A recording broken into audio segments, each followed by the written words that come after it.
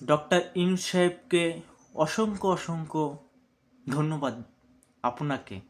আসলে আমরা প্রবাসে বসে যে ৭,৭২,৫৪২ জন যে ভোটার নিবন্ধন হয়েছি তাদেরকে ব্যালট পেপারও হাতে পেয়ে গেছে প্রায় লোকে।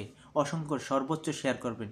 আসলে এই ভোটের ভিতরে আমি জানি যদি ৭ লক্ষ ভোট থাকে ৫ লক্ষই আছে জামায়াত ইসলাম এবং ইসলামী আন্দোলন বাংলাদেশ, আর ২ লক্ষ আছে ধানের শীষের। আমি কোনো রাজনীতি করি না, সর্বোচ্চ শেয়ার করি, কিন্তু এই প্রবাসীতে যে তাদেরকে এতটা ভালোবাসে জামায়াত ইসলাম ইসলামী আন্দোলনকে, যা ভাই যাকে জিজ্ঞেস করি তারাই শুধু ইসলামী আন্দোলন এবং জামায়াত ইসলাম এই দুইটাই গান বেশি।